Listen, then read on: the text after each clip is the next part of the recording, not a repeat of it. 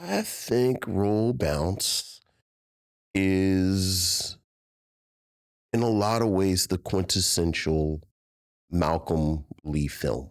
Okay. Where it is a solid film, like beginning to end solid. The bones are tight, everything, but it has a surprising amount of emotional resonance that kind of runs through it. YUNKJunk! Welcome to the Micheaux Mission. 2 men, 1 podcast, every black film ever made. My name is Len, a.k.a. the Bat Tribble. And as always, I'm joined by my partner. Hey, this is Vincent Williams. Tonight, ladies and gentlemen, we are continuing in the Summer 2K Festival as we jump into the year of 2005 to take a trip to the local rink with Bow Wow, Megan Good, Journey Smollett, Chi McBride, Kalita Smith. Sorry.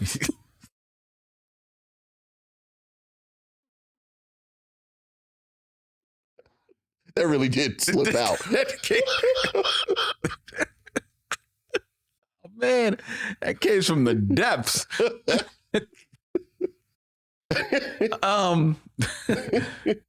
Fine actress.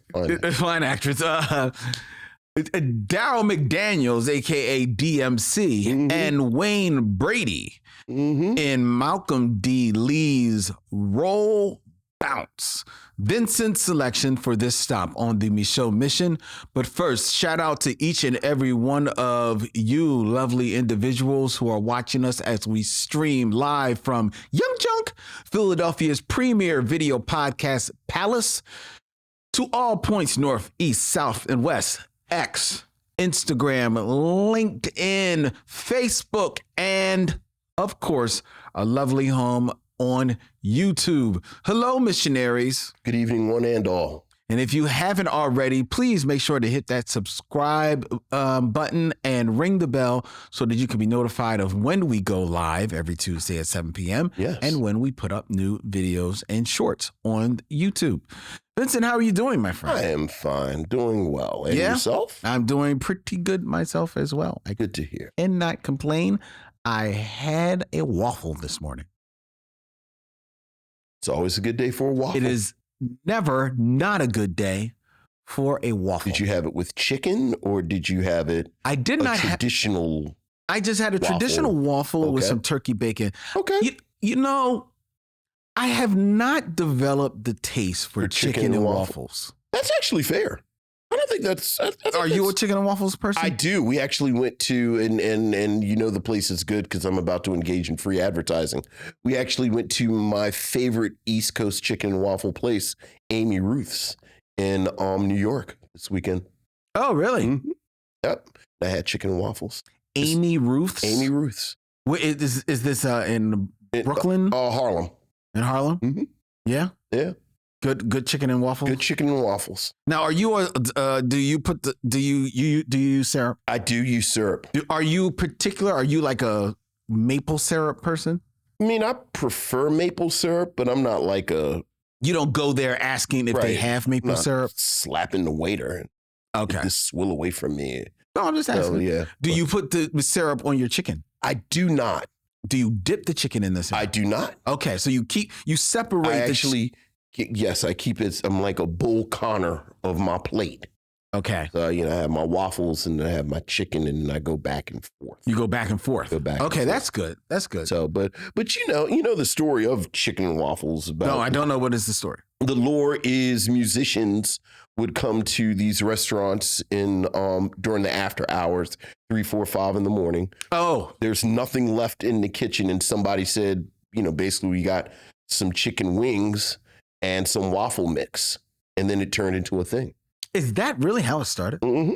That is the mythology of chicken and waffles. Now, don't ask me what city that it started in, because now you enter into a territory where people want to fight you, because different cities claim the origin. Different cities claim the origin. Is there any particular band that they say started this? Look, again. Was it the Rolling Stones? Was it the Beatles? These were jazz players. Okay, so it was the Chicken jazz Waffles band. is some black stuff. Was it John Coltrane? Was it Miles? I think it goes back to the 40s or 50s. Okay. Yeah, so that generation. Oh, nice. So, to your point, it is something that organically did not go together. So, and then it turned into chicken and waffles. So believe it or not, I don't have a problem with you eating chicken and waffles. I appreciate that. And I appreciate you giving me, I know you are hardcore adverse to free advertising. I am. But thank you for naming Amy Ruth, because I'm actually going to be going to New York in a couple of weeks for a couple of days. Yeah. So I will spend one of those days. I will go out to Harlem and check it out. All right. I'm looking forward to that. All right. Excellent. So the waffles are good? Good waffles. Because I will judge a restaurant by their waffles. Good waffles. See, I'm not trying to get into no thing about this, because I think I may get into disagreements with my family with what I'm about to say. I like Roscoe's waffles better on the West Coast. Mm-hmm. I've never been in LA. Like, I think they have better waffles than Amy's. Than Amy Ruth's. Okay. But I think that might be controversial. Like, I might be in the minority with that. Interesting. What is it that separates the two? There's a bit of not cinnamon, maybe vanilla. Like, I like the taste of their waffle. In Roscoe's. At Roscoe's. Okay, yeah, because you got to have it, like, because I make my waffles with a little bit of vanilla and some cinnamon in there. I like my waffles to have like a little bit of a snap to it. Some people like them more cakey. And I'm not the cakey person. To me, that don't feel like it's made. I think Roscoe's is more of a traditional waffle. So it's more Amy cakey. Ruth's waffle is more of what I think you're talking about, more of almost the Belgian waffle. Yes. We're spending a lot of time talking. Well, you can never spend too much time talking about waffles to me. Waffles? I love waffles. Waffles, do you like waffle talk? I do love waffle talk. It was almost the theme of this podcast. This part of the waffle mission. 2 men, a bunch of waffles, high blood pressure. Hypertension. After 7 years, at least one of us would have one foot that had been cut off. So I'm like sitting over here with a peg leg. We don't even need the gavel. That's not funny. That's not funny. Oh, that's where you draw the line? Now you've gone too far. No, I've gone too far. You've gone too far. You always go dark. Like the peg leg? Yes. Peg leg that's because we've been eating waffles for 7 years. That's too close to home. Like 7 years we've been eating waffles. All right. It's too close to home. All right, I'm sorry. I've had 3 waffles this week. That's too close to home. Okay. Oh, yes, peg leg Lynn. Come in here and I'd give you a parrot. And you say, thank you for the parrot. And you're like, and I'd say, well, you know what? I gave you the parrot because I think we need to talk. Please continue. Need to talk. Drink more liquids.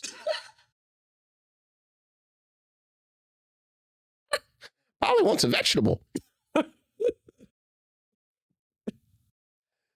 All right, go ahead.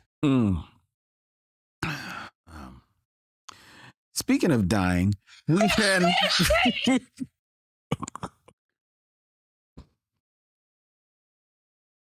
The last of the original 4 Tops has passed away. Yeah. Duke Fakir. Yeah. Passed away at the young age of 88 years. Yeah. That's sad. Last member of the original member of the 4 Tops. Yeah. That's why it's a shame, right? Yeah, it's sad. You know, just as one of those old classic Motown groups. Mm-hmm. Always, speaking of another sort of mythology, rumor, urban legend, I always heard that the 4 Tops told Berry Gordy, because, you know, I think they were like the group that was probably right under the Temptations in popularity. You know, the Temptations were just freaks because they had these voices and then this intricate choreography and just everything about the Temptations was just freakish. And the story I've always heard is that they wanted the 4 Tops to be more like the Temptations. And Levi, I think, who's the lead singer, 4 Tops told Barry, look, man, We gonna sing, or we gonna dance. You gonna have to pick one. Which is why when you look at the Four Tops, they always have like that classic Four Tops move, that back and forth. Because they singing. Yeah, but all that they weren't syncopation. They weren't doing all that Temptations. No, they weren't. So, but do you honestly think that they were like that tier below? I mean, first of all, they were a phenomenal group. Oh, absolutely. They were legitimate legends, right? Mm-hmm. I think what, to a degree, held back is the wrong word, but I think because Levi Stubbs was so powerful a voice. Yeah, one of the great voices. Like he became like their signature sound. Sure, absolutely. As opposed to the Temptations, who had multiple ridiculous, voices. But what do you think that they actually were like? I mean, and we're only talking about as far as in the realm of Motown, right? The guys, right? The classic lineup, Yeah. But even then, we're only talking about the guys because I don't think 1 and 2 is actually probably the Supremes and the Temptations, right? But if you're just talking guys, are the Four Tops that tier below the Temptations? Is it maybe Smokey and the Miracles? But they precede them. I always liked them better than Smokey and the Miracles. Me, myself. Okay, well, I like them better too. Yeah. But then my other contender is, was it the Jackson 5? Oh, I think once you get to the Jackson 5, now we've left that original. So you left the original core. Okay, okay, fair enough. All right. But definitely rest in peace. Most definitely. Definitely rest in peace. All right, ladies and gentlemen, we're going to get into the show, which means that we want to hear from you. We see all of you out there in the chat, but some of you have sent us emails, or as we like to call them, missives from the missionaries. So what else is going on, Lynn? We have emails, Vincent. Ooh, missives from the missionaries. Ooh. Ooh. Missives from the missionaries.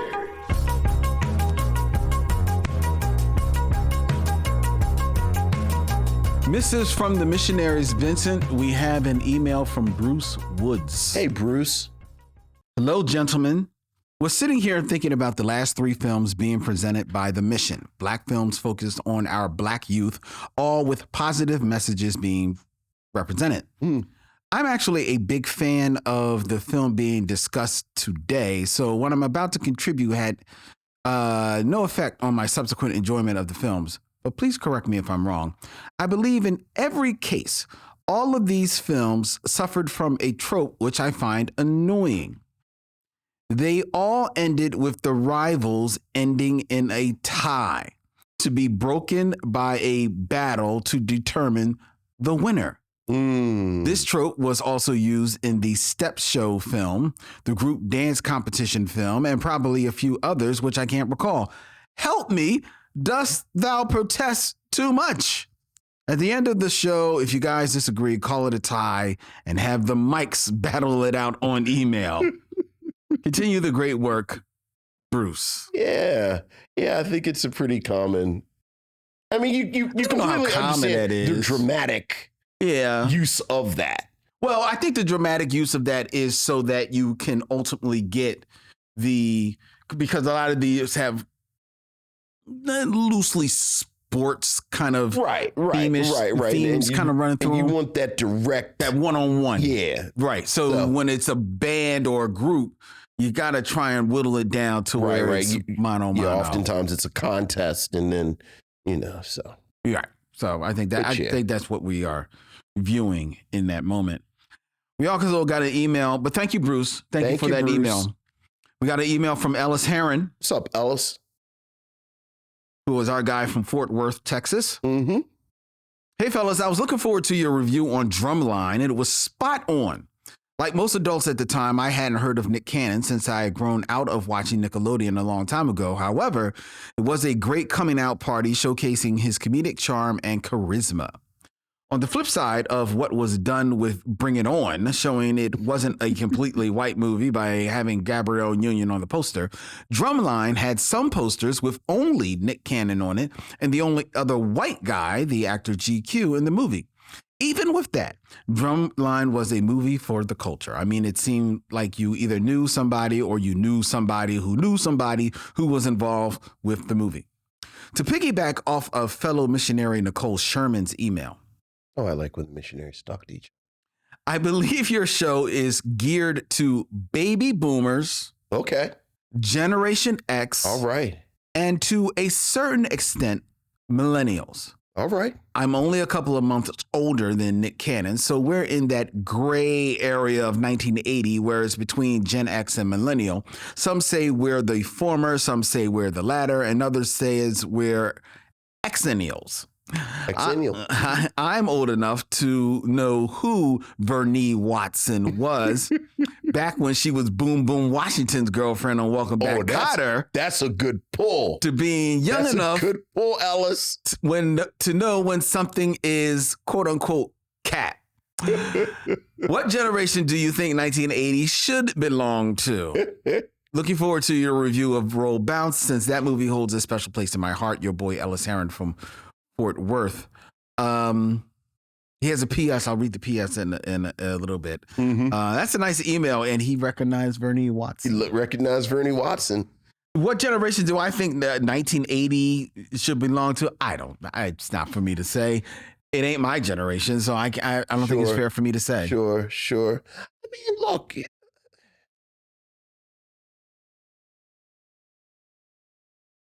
Like 80 is closer to us than not. Closer to Gen X than not. Like if you're so you're born in 1980. You know, a lot of mine is how old were you in 86, 87? Okay. Because I really do feel like and I'm going to why those years? Well, okay. I'm going to make an assumption about Ellis, and maybe I'm wrong. But I'm going to assume Ellis is African American. Okay. But I do think there was an actual shift in the mid 80s. Okay. Because of crack, because of everything that was going on, where those jokes about Gen X and, oh, we're feral and we were outside and, oh, I drank from the hose and this, that, and the other. It's all true. It's all true, but I think a lot of that got shut down. Oh, yes. In the mid 80s. So, you know, obviously I think there's some overlap. Obviously it wasn't like January 1st, 1986, they turned on the street lights and everybody came inside. But, you know, if you're born in 1980, so the mid 80s, you're 6, 7, 8 years old, you might have a smidge of that. Yeah, but the 90s is really your time. Right. Yeah, because I always judge it as like, what were the years when you were in high school? In high school, right. Like I use crack. I use hip hop. Mm-hmm. I use video games. Mm-hmm. Like your relationship with those is where I kind of put you. Yeah. When it comes to these generational conversations. But as you said, a lot of it, you know, there's some people who are old souls, mm-hmm. and then there's some people who are like eternally youthful. So, but anybody who recognizes Vernie Watson is my kind of people. So, well, Ellis is our type of people. He has a PS, Vincent. All right. On Thursday, my younger brother and I are set to see potentially the biggest movie of the year. Okay. Deadpool and Wolverine. Yes. I bet him that it will make $200 million or more. Since it's rated R, he thinks it's going to be less than that. How much money do you think it'll make? And I'm assuming he means the opening weekend. Sure. Yeah. I mean, give me a frame of reference. What's the biggest opening? Do you know off the top of your head what the big opening has been this year? This year? Yeah. I'm pretty sure it was Inside Out 2. And that made, do you know? That made over 100. It may have made close to $150, maybe even opening more. Weekend. Yeah. Yeah, Deadpool's not making more than Inside Out 2. You don't think so? Mm-mm. Because if it's rated R? Because it's rated R.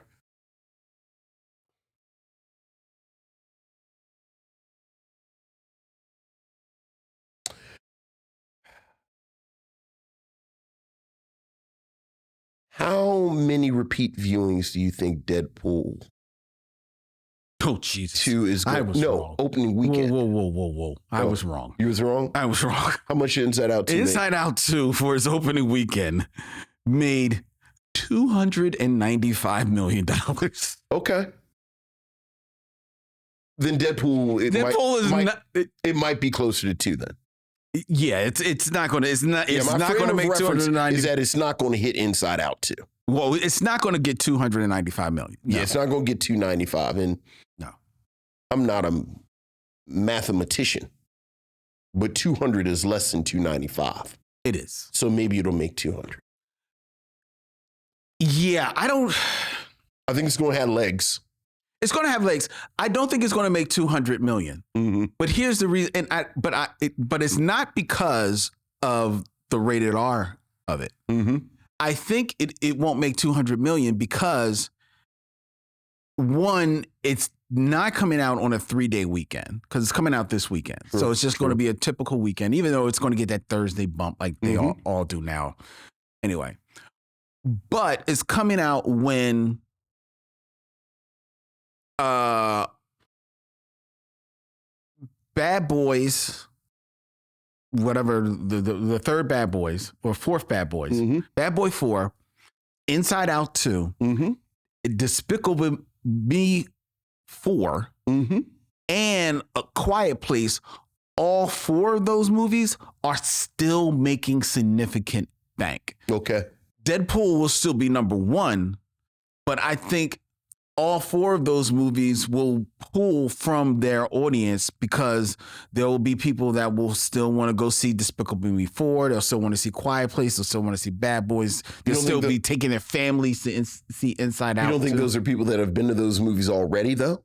The question is, do I want to see Deadpool or do I want to see Bad Boys again? Maybe not Bad Boys again, but I think that there is still people that are going to see Despicable Me 4 and Inside Out 2. Inside Out 2 is getting return numbers. Well, again, do I want to see Inside Out 2 for the second or third time, or do I want to see Deadpool for the first time? No, but I think that there are people who haven't taken their family yet to see Inside Out 2. Well, they weren't going to go to Deadpool anyway then. Well, no, not necessarily, but they just haven't taken their family to see. So let's put it this way. I would see that if it's a family, like it's a family of 4, one parent is going to go to Deadpool and one parent is going to take the kids to Inside Out 2. So it's going to split the ticket. Right. That's what yeah, I don't know. And I never know about these opening week things. I do think Deadpool's going to have legs though. I do too. Like I think we're going to be talking about Deadpool into the fall. I do too. So I agree. All right. Well, thank you, Ellis, as always, for your very thoughtful email. We have another email, Vincent. This is from Nicholas. What's up, Nick? Greetings to brothers Len and Vincent. Random, but I read the word skew with a fake Baltimore accent.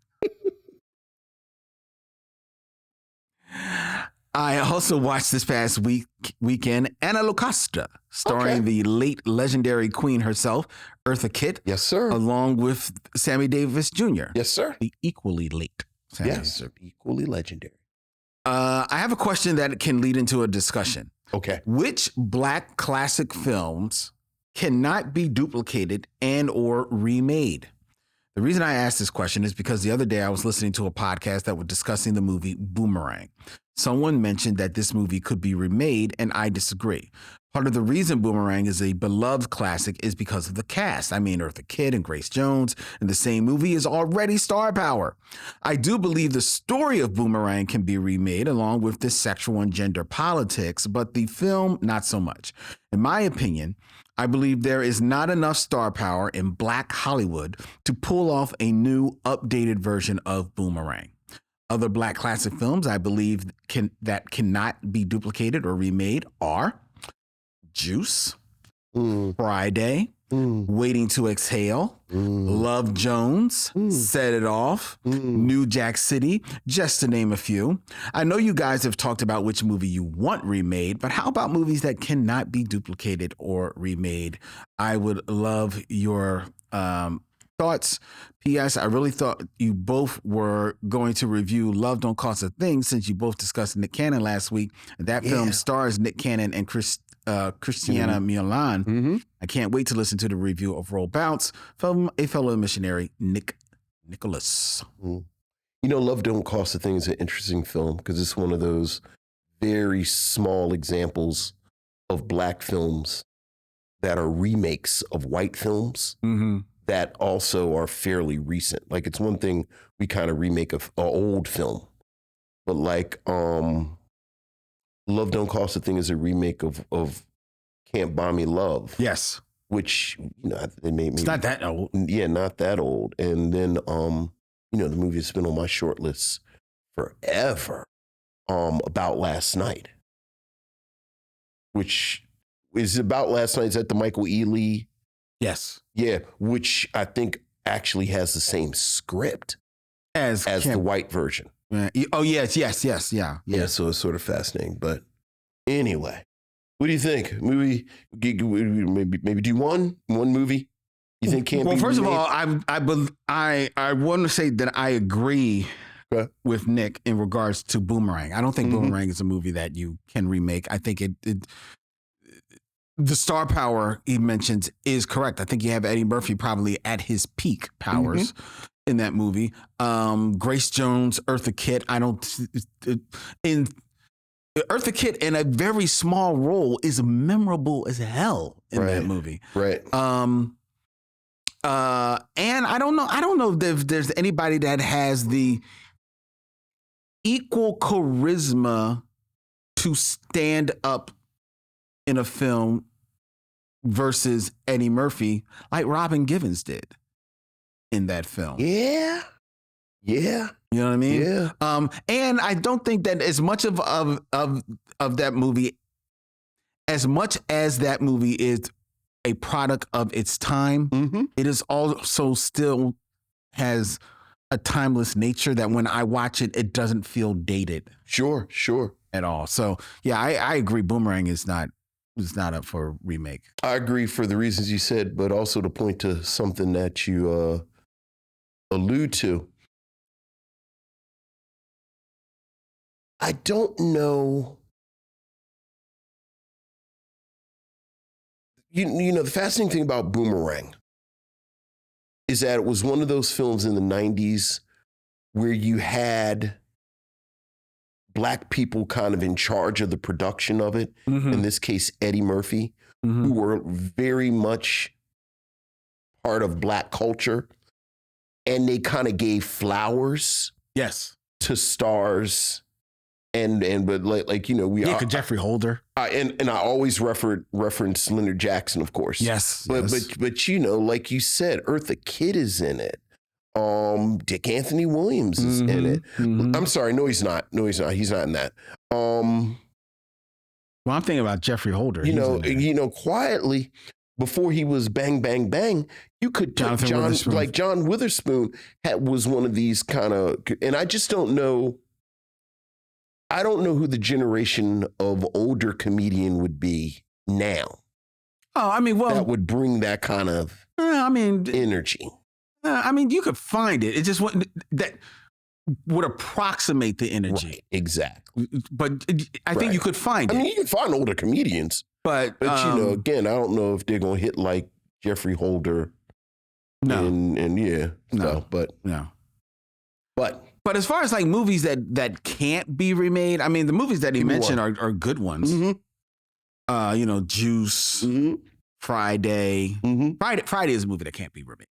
They tried to remake it. Right. and they failed. Waiting to Exhale. I actually think you could do a really interesting job with Waiting to Exhale. I think you could do Waiting to Exhale. Love Jones, I think our screening recently of Love Jones proves that Love Jones is, that might be untouchable. Yeah. Like, I feel like Issa Rae was damn near auditioning to remake Waiting to Exhale the entire time she made Insecure. Fair enough. Set It Off.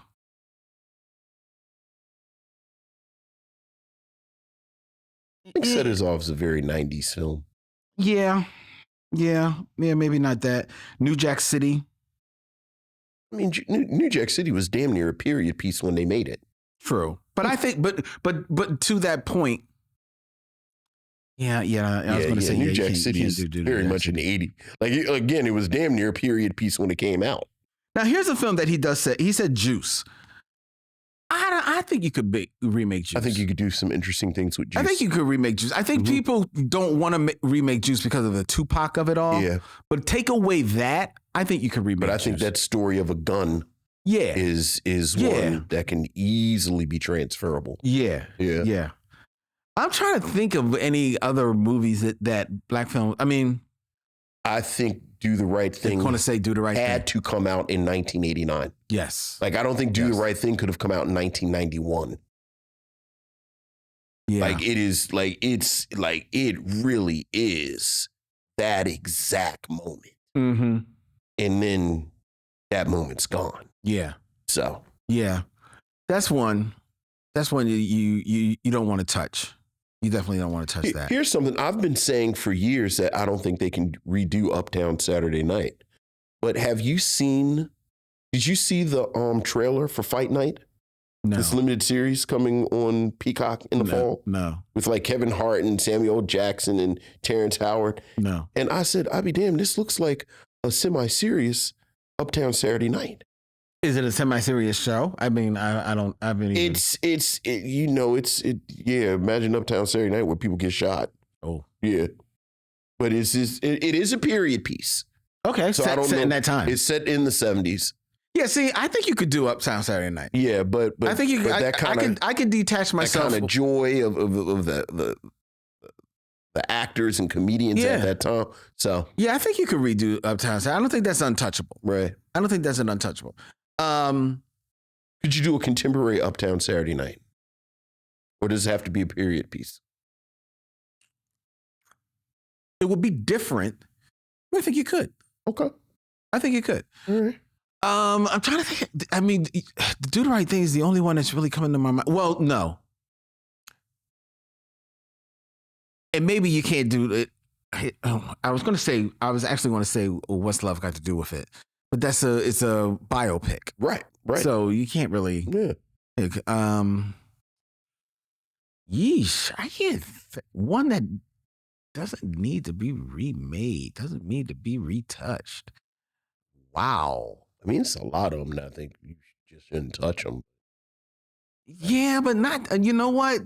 I don't hold that many sacred cows. We've named a few. I'm trying to think I'm hard pressed to come up with another one that I couldn't say. First of all, they got to be a classic. So it's got to be a great film. Mm-hmm. That it's not worthy of being remade. I can't come up with one. We'll think about it. Maybe I'll blurt out one in the middle of the show. There you go. How about that? Right. All right. We got one more email, Vincent. All right. This is from Michael Lockett. Hey, what's up, Michael? I'm so mad at myself I could spit. Oh, no. His words, not mine. Okay. Gentlemen, my apologies, but I left out a subject line in my last email. I wouldn't have opened my correspondence either. That said, here are my truncated thoughts. I was certain I had seen Bring It On when it came out. I hadn't. Okay. Watching it made me understand why. Okay, fair. Since my more rebellious days of late high school and college, where I found a more expansive sense of self through the art of Public Enemy, Tribe, Jacob Lawrence, Carrie McWilliams, Spike Lee, and John Singleton. No, that's right. I have tried really hard to avoid giving money to projects where colonizer or colonizer snuggling cultures have appropriated Black culture. Okay. As I watched this, I hope to find it addressed directly. I was left with the usual Band-Aid over the severed arm of having the Black team win. Thankfully, my first time travel took me to welcome back Brother Charles. A classic. Speaking of choking. Although flawed, putting it mildly, Jamal Fanaka. This film did, without question, talk to and show how Black male sexuality is looked at by many people in our society. This film also gave us a realistic take on how a Black person with a special ability would still be bound to society's systemic ills based on race. Yeah. Oh, yeah. Sure. Drumline is indeed 100% in the Black Film Academia course. Even with the illogical relationship between Nick Cannon and Zoe Saldana, this film captures a seldom seen part of Black American culture in a loving and powerful way. I think it's a must-see. Harlem Nights, My Second Time Travel, is a period piece that just misses the mark in a few areas. The misogynoir, the pacing lulls, and the comedy could have been heightened with a better script framework. Also, the direction is just okay. Blame Eddie. I was all in on the hype leading to this release. Then, just like now, when I saw the actual film, I felt this could have been so much more, even though it's still an enjoyable movie. Do you think the arts, film, TV, fine art, music, dance, etc., are getting more honest as Black people and more honest as a country with the truths we tell? Part of me says yes, and yet in my day-to-day life, I see so many creators of all races still dancing around issues because no one wants to be a starving artist. All the best, Michael Lockett, half of Black Mike and Mike of the Micheaux Mission. All right. They've given themselves names. I love it. I love it. The Black Mike and Mike. Black Mike and Mike, yeah. I think the great thing about now, part of the reason I don't get as worked up about Tyler Perry as I used to, is that there's so much stuff. I think you can find something that scratches whatever your particular aesthetic itch is. That's true. And support it and watch it and kind of go for it. The important thing that you just said is support it. If you like it, you got to support it. And by support it, that means watching it. That means sharing it. That's right. Letting people know. Letting people know that it's out there. That's the important part. Right, because otherwise, because nobody wants to be a starving artist, like you said. But nobody necessarily wants to be like this crazy billionaire artist either. They just want to be able to sustain themselves so that they can continue being an artist. Live a good life. Exactly. So that's all. So that's the important part is to share that. So thank you, Michael, for that very thoughtful email. If you want to share your thoughts with us, ladies and gentlemen, we invite you to please write us at micheauxmission@gmail.com. That's how we spell it? CHEAUX. MISSION@gmail.com. It's a weird spelling because it's French. It is. And it's all them vowels at the end. It is. It's EAUX. Yeah, let's be clear. I sit over here every week and I say, I'm glad Lynn rattles off all them letters.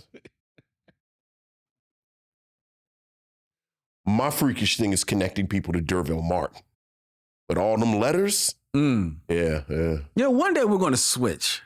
You're going to do D'Urville Martin? I'm going to do D'Urville Martin. You're going to host. And I'm going to do the letters and do that. All right, okay, one day we're going to jump into the mirror universe. Sure. That'll be fun for someone.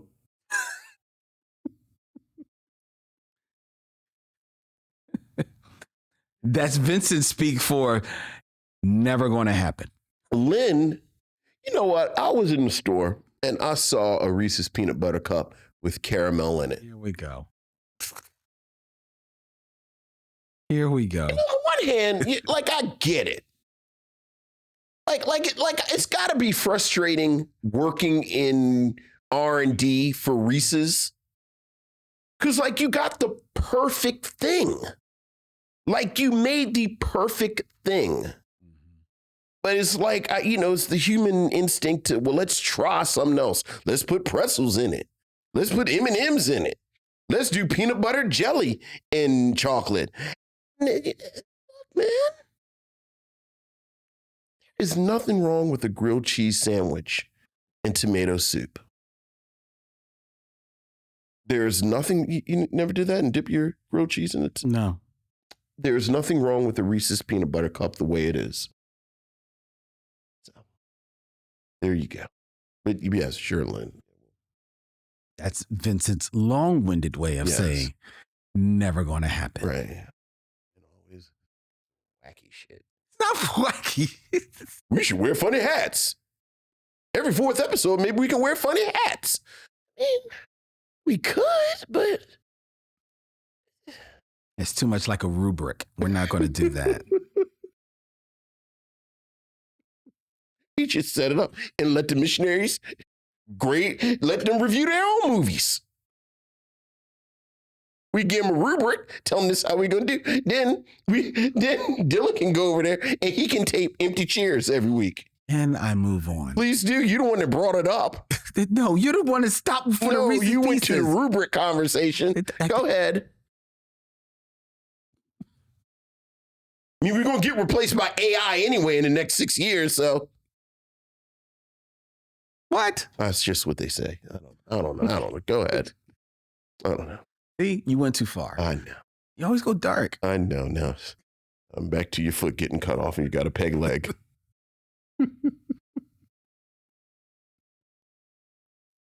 Holly wants a lean protein. Look, I got to move into a commercial now. Okay. Right? You're not helping. Okay, go ahead.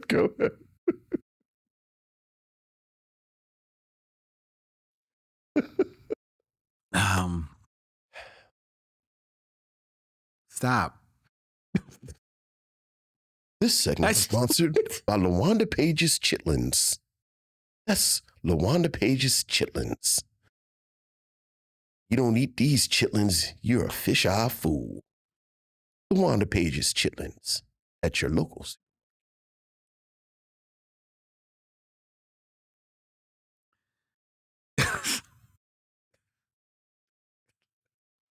This episode is sponsored by BetterHelp. I wish every Tuesday I had BetterHelp on the show.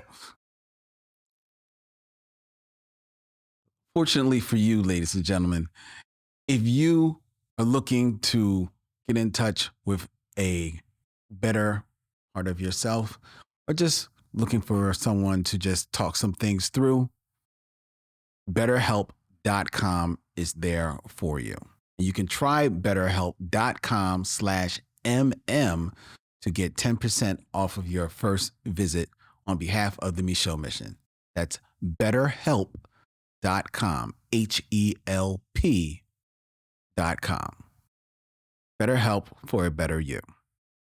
And now back to the show.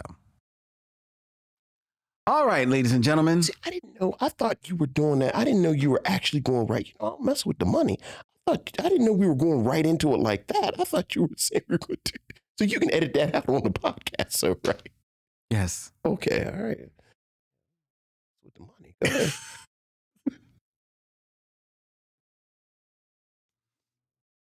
Can I continue? You about to do some with a sponsor? No, we're going top 5. Okay, go ahead. And now it is time for the top 5. Top 5. Who's your top 5?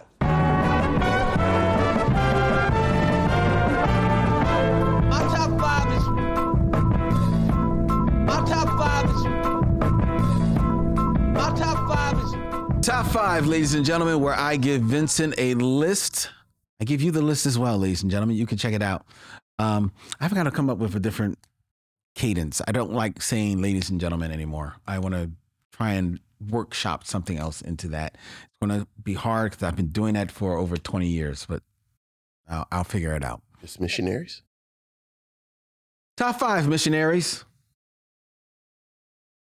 Thank you. Where I give you and Vincent a list and he shares his scintillating commentary with all of us. All right, ladies and gentlemen. All right, missionaries. Hey, man, look. Keeping it in theme, Vincent. Yes. We are going to be reviewing Roll Bounce from the year 2005. Mm-hmm. And as we have all during Summer 2K, we're going to look at what happened in Black pop culture in the year of 2005. Okay. All right. All right. So, are you ready? I am ready. And this is going to be a hard one, Vincent, because we've done it for every year so far, 2000 and 2002. Mm-hmm. So for 2005, can you give a guess? You'll never guess this one. Okay. What was the top grossing black film for 2005? You will absolutely never guess this one. Tyler Perry? No. It is a romantic comedy. No. Yeah, what was 2005? The early aughts actually all kind of blur together. Released actually in the February 11th of 2005. This film received positive reviews and was a box office hit, grossing $372 million worldwide, becoming the 10th highest grossing film of 2005, starring Amber Valletta, Kevin James, Eva Mendes. Oh, is this Hitch? And Hitch. Yeah. Okay. Will Smith. Yeah. Good movie. Yeah, I liked Hitch. I still remember enjoying it. Yeah, I liked Hitch. For the most part. I do not like Kevin James. Yeah, I'm not a big Kevin James fan. Yeah, no, I actively dislike his comedy. So yeah, I liked Hitch. There you go. Yeah. All right, so that was the top grossing black film. Okay. For 2005. Moving on to number 4. Okay. The People versus Michael Jackson. Okay. Mm-hmm. After a 14-week trial, Michael Jackson is found not guilty on all 10 felony and all 4 misdemeanor charges in a child molestation case. It was a criminal trial that was held in Santa Barbara, where Michael Jackson was charged with molesting Gavin Arvizo, who was 13 years old at the time of the alleged abuse, at his Neverland Ranch in California. He had previously been accused of child sexual abuse in 1993. He denied the allegations and settled that accuser's civil lawsuit. After this trial, and with Michael acquitted on all accounts on June 13th, he never again returned to Neverland Ranch. Yeah. And spent the first several months actually after the trial living abroad in Bahrain and Ireland. Yeah. You remember the story of this trial. This was big. Of course. Just heartbreaking. The shame of it, just heartbreaking all around. It really is a shame because the last part of Michael Jackson's life, probably conservatively the last 10, 15 years of his life. Yeah. It's all just this type of stuff, man.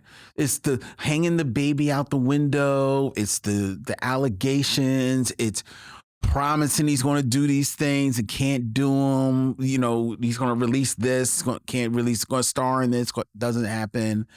It's all just, which is so much like, you know, when he passed away, he was, you know, gearing up for the big tour that he was going to return on. And a lot of people, we were like, we'll believe it when we see it, because there'd have been so much, you know, stop and start with this guy. So we are filming, what is this, is this the 23rd? It's the 23rd. 23rd, which is the day after the 22nd. And the important thing about July 22nd is that is the anniversary of the release of my favorite Stevie Wonder album, fulfilling this first finale. And you know, this album he made, Stevie Wonder famously got into a car accident where he almost died. And then this is the album he released a year later. It's in the middle of his classic run, and it is moody and atmospheric and introspective, and it's got a lot of angles, and like, it's, when you think of Stevie Wonder, you kind of think of this brightness and openness, and this is a lot. And there's a song on there, "You Ain't Done Nothing," which is a very pointed kind of political song about Richard Nixon. Yes.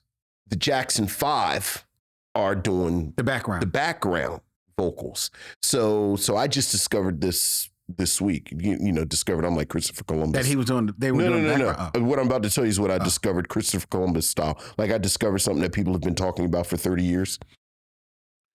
That apparently Stevie Wonder during this period had a session with the Jackson 5. Mm-hmm. So that it is part of Motown lore that it may be floating around a Jackson 5 album produced by Stevie Wonder. Oh, okay. During this period. Okay. And, like I said, I stumbled on this maybe last week. And like I said, sort of like you buy a blue car and then you just see a bunch of blue cars. Like I said, people, like I just found out. Mm-hmm. People have been talking about it for 30 years. Mm-hmm. But it just always makes me think about Michael Jackson and how I just think as he got bigger and bigger, regardless of your feelings on what happened with these kids, he just felt more and more isolated. And like I remember in Janet Jackson's docu-series, they kind of slipped in this detail that they couldn't get directly to Michael Jackson. Yes. Like I'm Michael Jackson's sibling, but I don't have a direct line to Michael Jackson. And I 100% believed it. So not so much he just, like I just saw him being more and more isolated. Yeah, but how much did and that alone? But that was him.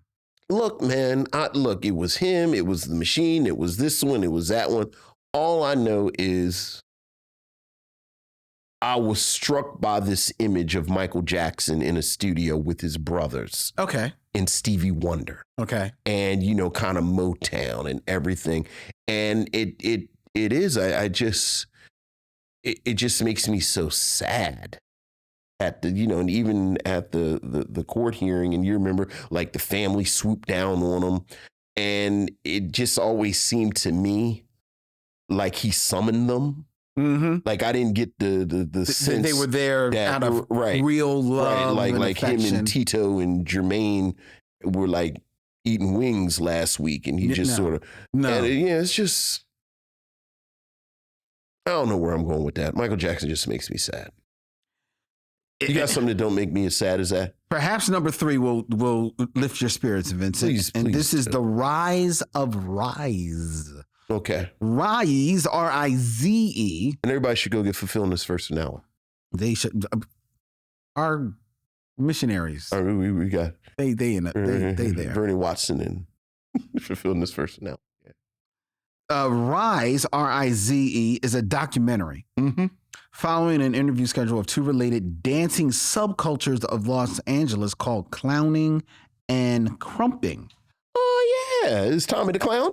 Yes. Yeah. Yes, exactly. Yeah. Tommy Johnson, better known as by his alias Tommy the Clown, is a former drug dealer and man with a mission. For Tommy, clowning is more than an aesthetic pastime. It is an area besieged by drive-by shootings, drug deals, and unemployment. Clowning is his way of offering an optimistic alternative for youngsters, a means of self-expression, and a chance to channel positive energy. The film Rise was written and directed by David LaChapelle and released in 2005. Robert Kohler of Variety gave the film an 80 out of 100, stating that Rise is an eye-popping lensing and an appreciation of social complexities combined for an entirely satisfying experience. This is the reason I put this on here. And I will give you a heads up that for our Doc to School September, this is one of the documentaries that I'm selecting. Excellent, because I've never seen it. And that's the reason. I've never seen it, but it was one of those documentaries that I've always seen, always knew about, always saw clips of, always saw the poster, the movie poster with like the dancers on there, and looked real intriguing. Now, looking at the posters, I always thought that, it's just another dance documentary, right? But then I think one day I had read about it and I was like, this is maybe a little deeper than that. But what I didn't realize is that how big this film was. This was actually a very heralded documentary that people like cult for. It's like more than a cult classic. It is one that people return to very, very often. And I wanted to give it some shine for 2005. Look, in the midst of Kendrick Lamar's victory lap, part of his flex was that he brought out Tommy the Clown. So yeah. This is very much culturally significant. Most definitely. So this is, this is where it starts. So Rise, the rise of Rise. Number two is also something that gave birth. Okay. In 2005. What was that? You saying give birth? I don't know. What was that? I don't know. I have no idea.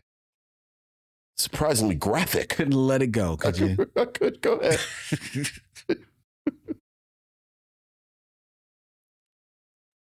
What else? I think I was seeing Strange. Whatever gave birth. What else gave birth, Lynn? What?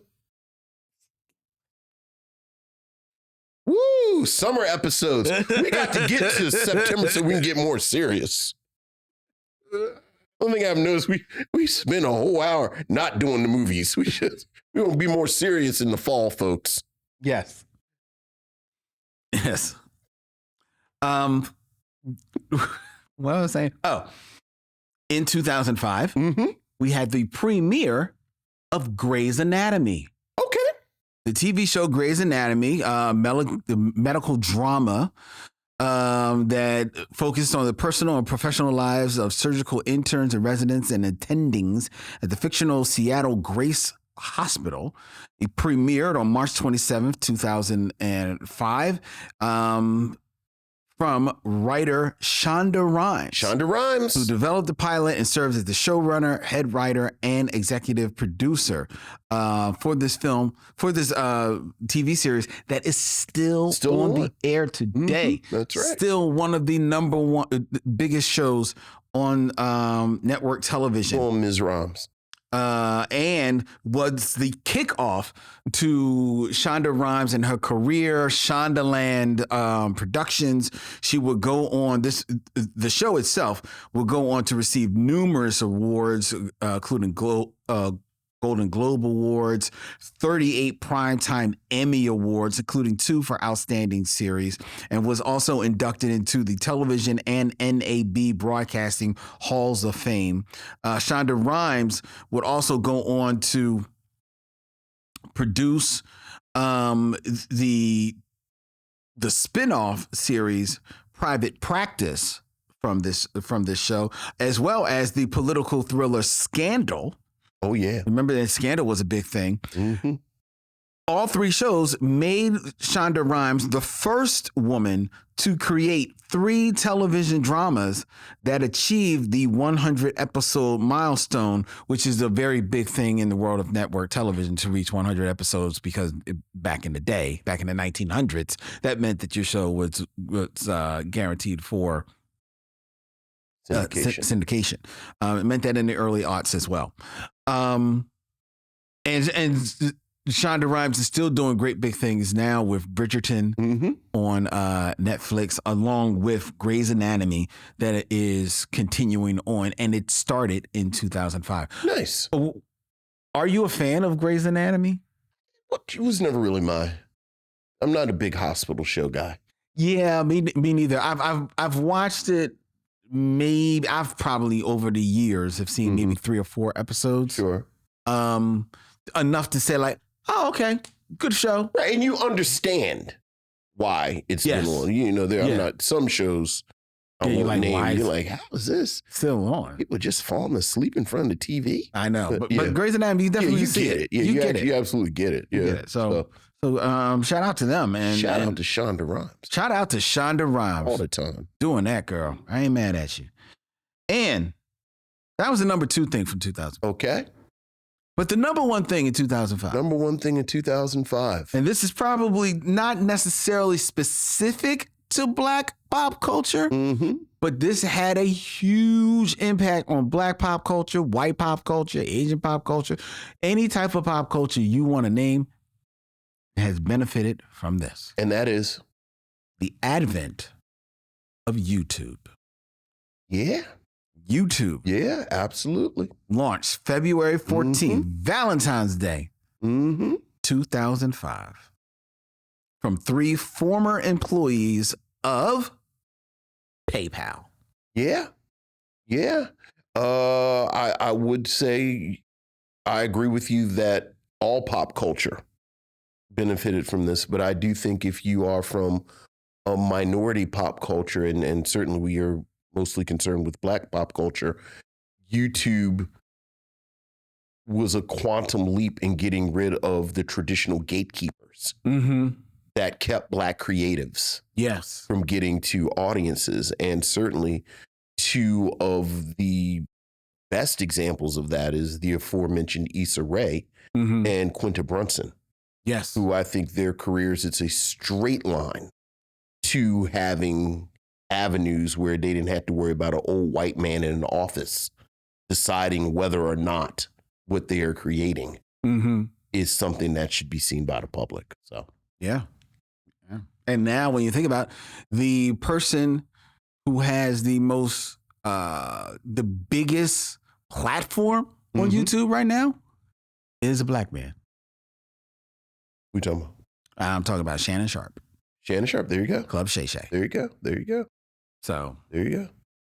There you go. YouTube, ladies and gentlemen. YouTube, which as of January 2024, has more than 2.7 billion monthly users who collectively watch more than 1 billion hours of video every day. Yeah. It's an extraordinary resource. It really is. Day. Some are watching us right. I know. All right. Well, good list. Good list. 2005. Right? Lot going on in 2005. A lot going on in 2005. Right. I like to think so. Also in 2005, unfortunately, as much as we had the rise of Grey's Anatomy and YouTube and the rise of Rise, we also had some suns that set in 2005. One of them being Shirley Chisholm.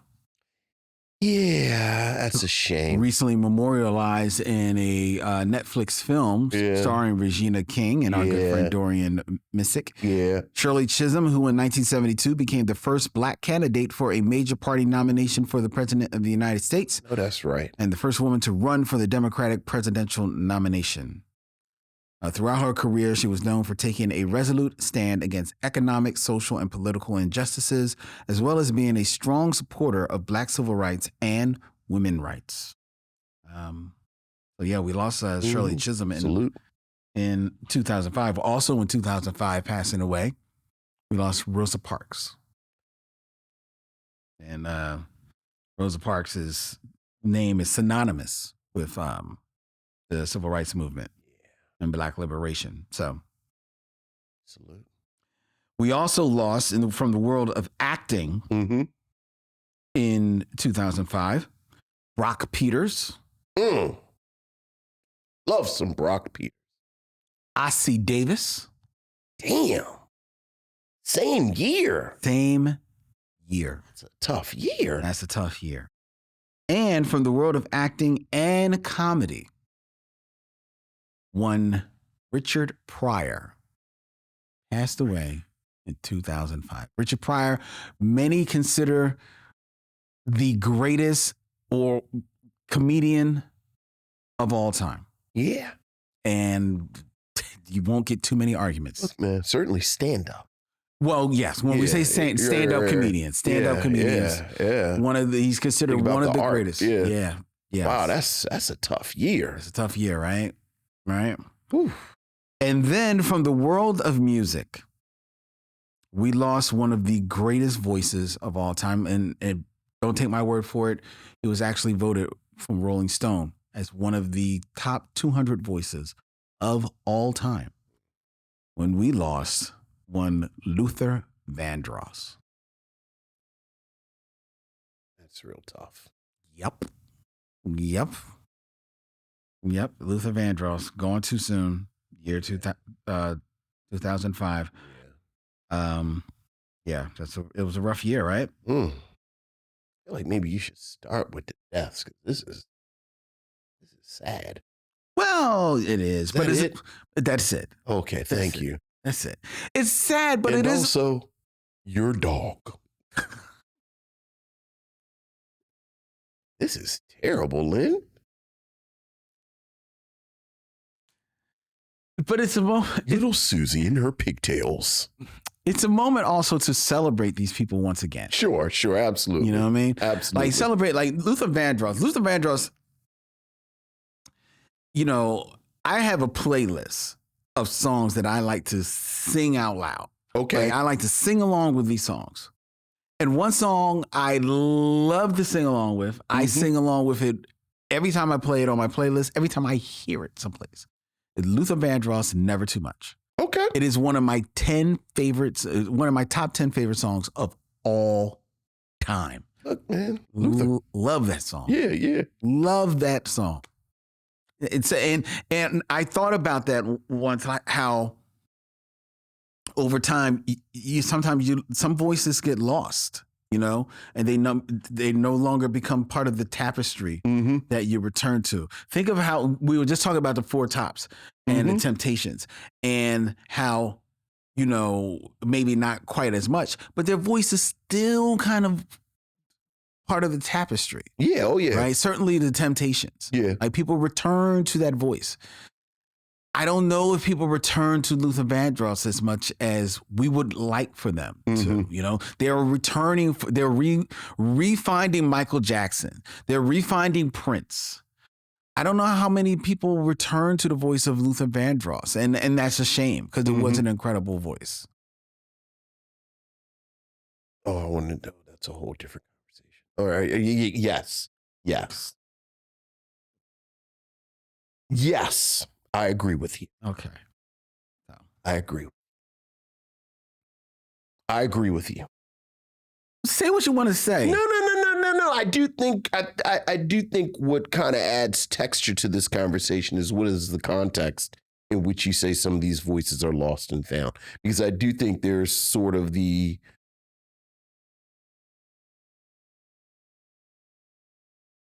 pop crossover context. Okay. And then it's like blackness,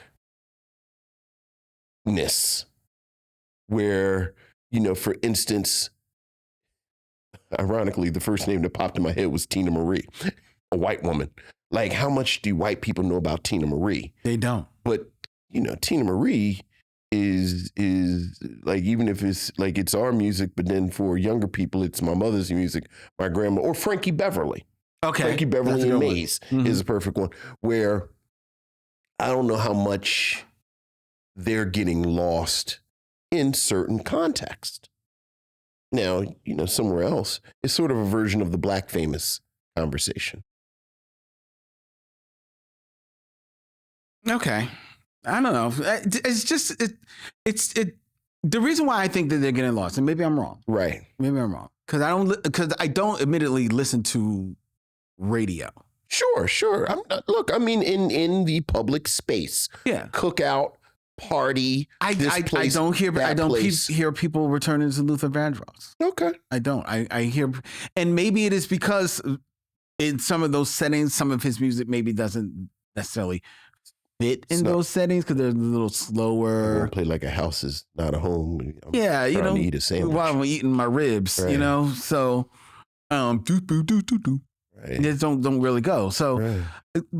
maybe that's it. And when you had a heart, and if you're trying to play spades. Yeah. See, Now I'm sad. When's the last time you played some Luther Vandross? Yesterday. Did you actually play it, or did it come on? No, I played it. He's very.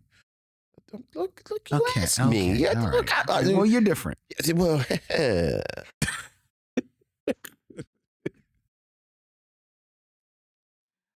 got stuck.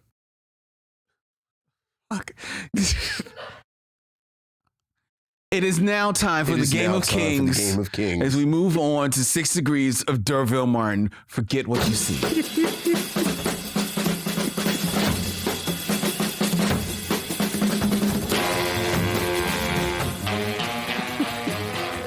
Don't you never, ever, ever do that again.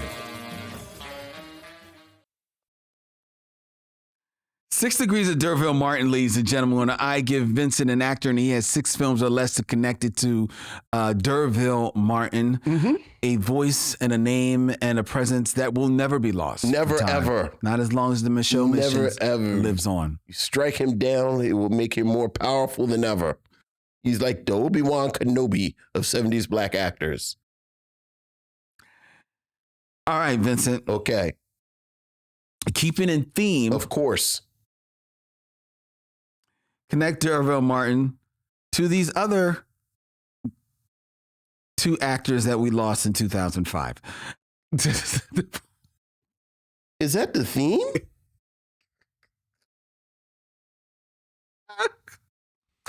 In 6 films or less. No, is that the theme? Well, it's my theme. Okay. I'd rather you just say it's not a theme. I just, did something. But go ahead. All right, who we got? Who's first? It's 6 films or less. Mm-hmm. Connect D'Urville Martin to 2. Anne Bancroft. Just do Anne Bancroft? I thought so, but we're doing it again. Oh, we didn't do Anne Bancroft. We did Patty Duke. Right. And I used her to bounce it because I only know Anne Bancroft in 2 movies. Like I just know her from The Graduate and then The Miracle Worker. Mm-hmm. Obviously, I'm not going to use Patty Duke to get to Anne Bancroft. But what I will do is that D'Urville Martin is in 5 on the Black Hand Side with Dick Anthony Williams. Dick Anthony Williams is in, you know what? I'm not going to go that way. D'Urville Martin is in Foxy Brown. Okay. With, is he in Foxy Brown or Sheba Baby? He might be Sheba Baby. D'Urville Martin is in Sheba Baby. Yeah, he's in Sheba Baby with Pam Grier, who is in Jackie Brown. Mm-hmm. With,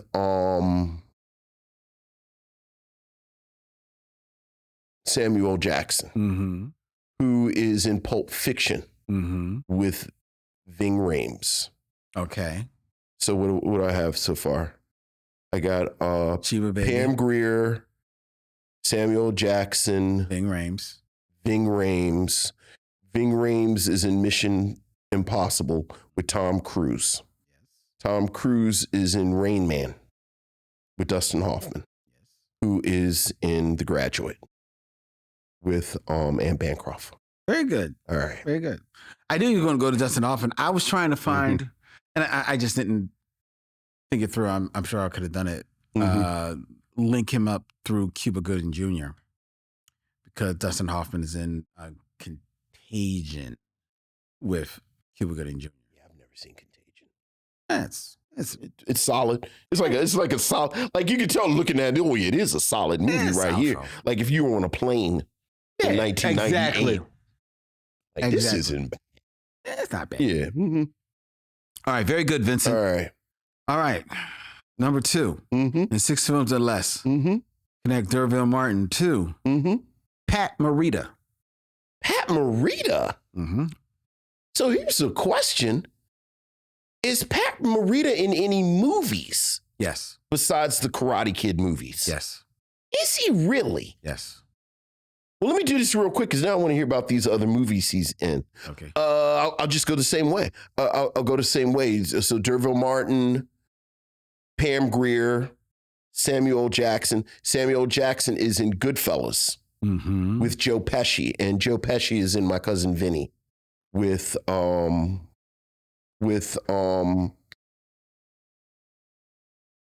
my God, how did I just forget his name? I don't know which one you're talking about. So I don't... His cousin that they actually go. Oh, Ralph Macchio. Ralph Macchio, and then Ralph Macchio's in The Karate Kid.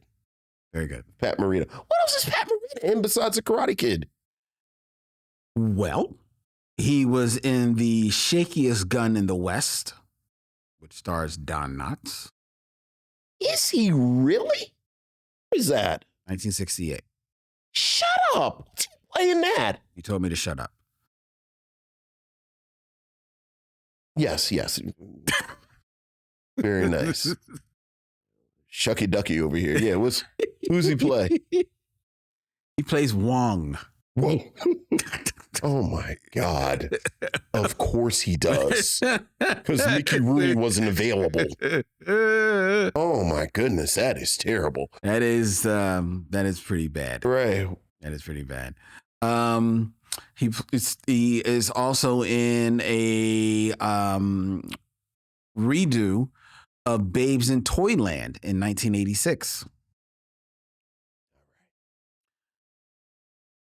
He's also in the film Collision Course in 1989. I don't even know what that is. Who is that? Collision Course? Mm.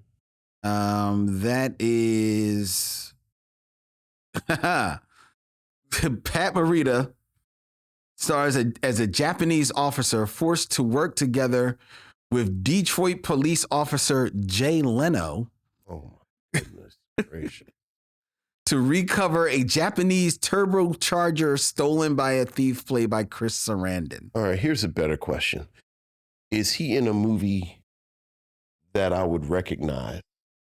Although I feel like I've seen The Shakiest Gun in the West, but I don't. You probably did I probably blanked out wrong.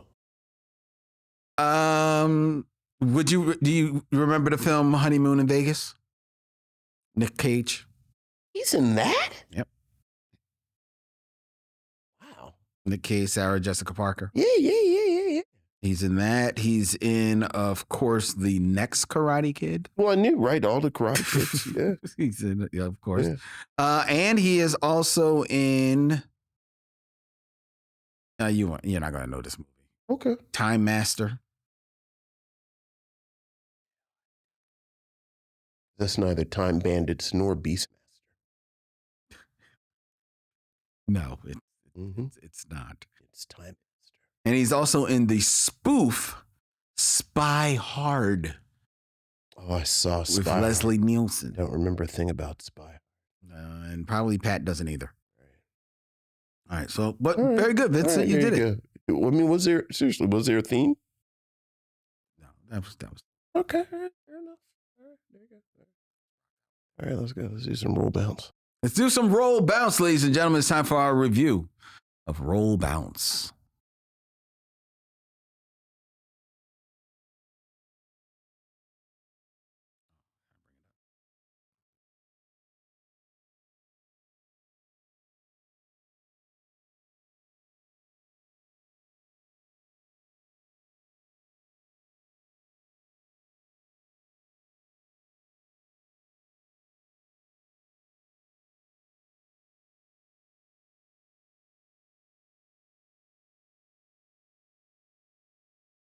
Oh, I forgot it. I'm sitting here waiting for him to tell me to go. I literally was sitting here waiting for him to go. Hi there. Xavier, a teenage boy in Chicago, struggles with the loss of his mother and turns to roller skating as a way to deal with his angst.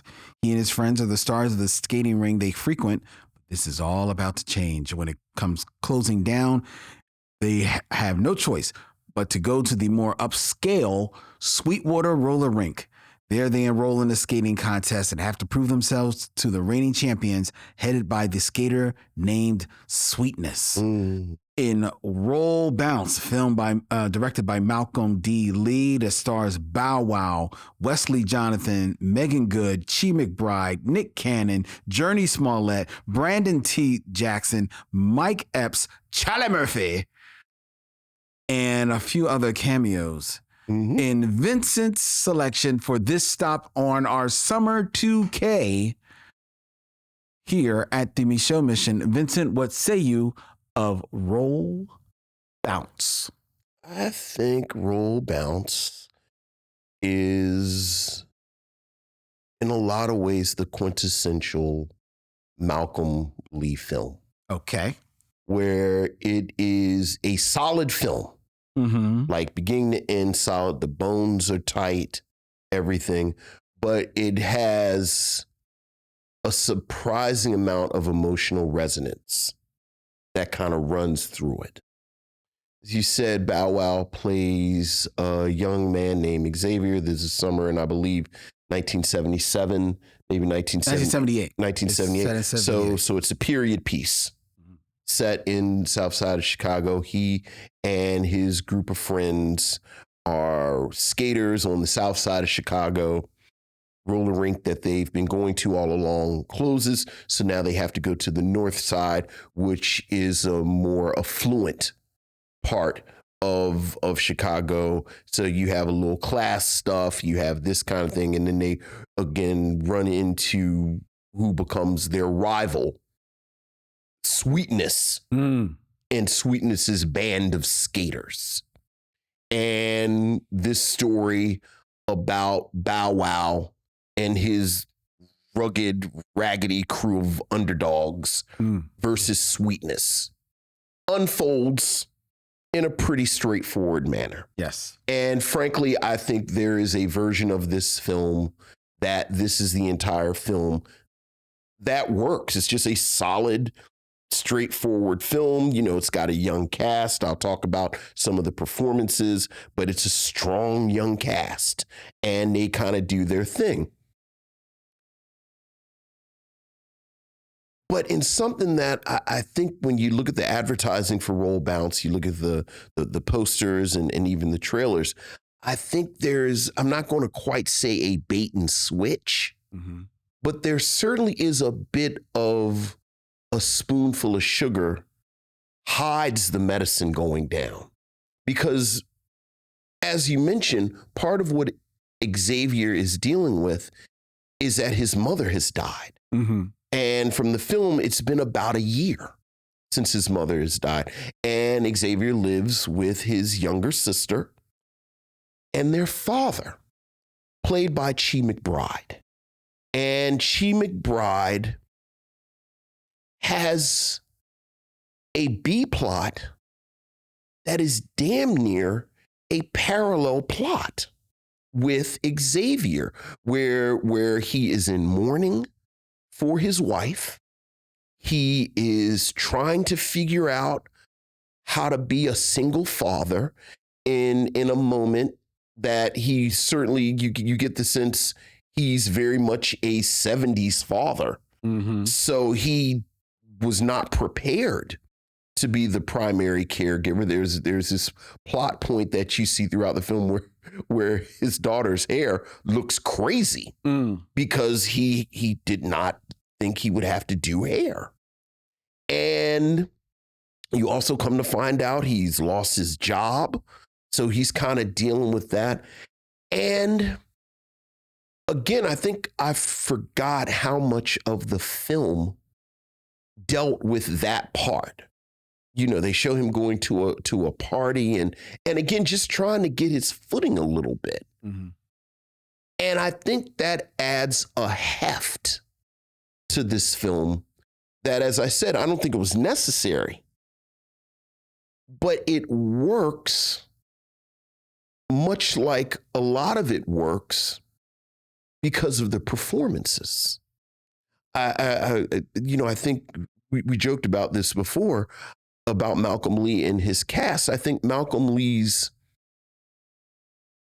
best weapon has always been the caliber of actor that comes onto his projects. I think Malcolm Lee is a good director, solid, good director. I think the script is fine. I think as a period piece, it is fine. I think Malcolm Lee is someone who loves blackness. And, one thing that his direction, one of the directional choices that he makes and tonal choices that he makes is that he doesn't treat the 70s as part of a joke.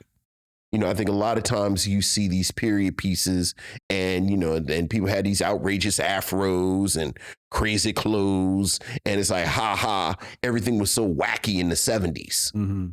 Whereas I think the 70s are positioned in this film as this idyllic moment where one of the details that Xavier is a paper boy. So you get these wonderful scenes of Xavier delivering papers, going through this neighborhood, and it's a neighborhood, and you see everything. But again, I think there are these performances in this film that scene to scene to scene are just kind of stacked up. Nick Cannon is in a couple of scenes. Yes. Not doing a lot of work, but as we've mentioned before, Nick Cannon, just super charismatic, superstar quality. Every scene Nick Cannon is in, he does really well. There's a bit where Nick Cannon is in the scene with Rick. Are you looking right at the cast? I have them up. Yes. Is it Rick Sanchez? Hold on. Why did I just? He's probably near the bottom because he's one of the friends. The bad thing is, no matter what he plays or where he goes, I'm always going to call him Spanish because that was the name of his character in Old School. You're ignorant. No, that was the name of his character. Yeah, Rick Gonzalez. Rick Gonzalez, young actor I always liked. So, he and Nick Cannon have a couple of scenes that are nice. You mentioned Charlie Murphy, Mike Epps show up for, I think, 3 scenes. And look, they blow those scenes out of the water. They are funny as these local garbage men who are part of the community. They're fantastic. This whole thing rests on Bow Wow and Chi McBride. I like Bow Wow. I think Bow Wow has charisma. I think there's a certain amount of charm to Bow Wow. There's an especially emotional moment in the film where the family deals with mourning their mother/wife. And I think Bow Wow pulls it off where he just lashes out. Chi McBride, on the other hand, is someone that I've always liked. Like, I really like Chi McBride and his acting. I was really frustrated with him however many years ago it was where, frankly, he shot himself in the foot with his own career, where he infamously was on a television show, The Secret Life of Desmond Pfeiffer, which was a comedy about slavery. Yeah. Give it a beat. And, more so than him signing up for the project, I think his response to the project is what kind of hampered him getting to where I think his talent should have taken him. And I think the two of them, again. What you alluded to his response. His response was to basically be defiant about it and basically say that you people complaining about this, watch other stuff. So don't give me any flack, as opposed to my bad. Right. Which is basically what he should have done, especially for a show that was canceled before it even came on. I think it came on once. Yeah, I was about to say it was, right. So, for him to, anyway, it's very frustrating to me as a fan because I like Chi McBride. Xavier's crew, it's like a crew of young actors. I just mentioned Rick Gonzalez, who I like. I like him whenever he shows up. I was like, oh yeah, I like him a lot.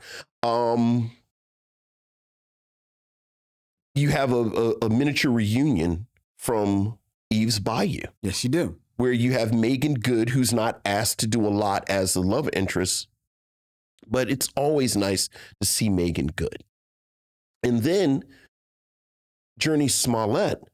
Like, I love this moment in Journey Smollett's career because you actually see on screen as she's transitioning from a child actor to a young woman actor, where early on they have, she has braces and there's this conceit that in a roller skating movie, she's not that good at roller skating. So you get this physical comedy and she's kind of flailing arms and stuff.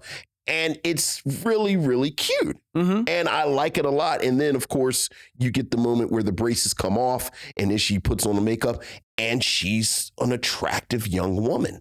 And you get it in the same film. Brandon T. Jackson's been on my mind over the past couple of weeks, who plays one of X's boys. And Junior, who is, he's a joker, he's a wiseacre, and perhaps Xavier's best friend. And I always like Brandon T. Jackson. And it like whether it's in this, whether it's in Tropic Thunder, it always seemed like he was right there, and then just didn't. And you know, I mentioned I've been thinking about him because he was in the pilot for Beverly Hills Cop, the television show. Yes. Before they decided to make it a film. And I don't know if he fired his agent, but he should have fired his agent, because there's speaking of YouTube, there's footage from the pilot going around where he played Axel Foley's son. But the scenes with he and Eddie Murphy are like, I don't know why someone thought it was a good idea to have him try and out Axel Foley, right? The real Axel Foley. But I like Brendan T. Jackson a lot. And then again, just here and there, you know, Wayne Brady shows up. I joked about Kalita Smith, but I like Kalita Smith a lot. Me too. And it's just a really solid film. It's a wonderful kind of celebration of Blackness. You know, this moment in the community, roller skating culture, all of that. But again, I think it has a resonance that keeps it from floating away completely. Yeah, I agree. And I like the idea of it being a period piece. I like the idea of it being a movie that it's not crazy heavy, despite the storyline about the mother passing. It's not a heavy film. Like the father, Bow Wow and Chi McBride, they're dealing with this loss. And even I think that you talk about their scenes. I think there's actually a very touching scene where his baby sister comes in because she's had a bad dream, and she's asking him, you know, Bow Wow, tell me about my mom, because she's a little girl, and you get the sense that, you know, she's still forming her, right? You know, doesn't have but so many memories that she can grip onto. So I think that was actually a very good scene. And I think that was a scene that was indicative of Bow Wow as a leading actor in this film. I think he's another actor who, for reasons outside of the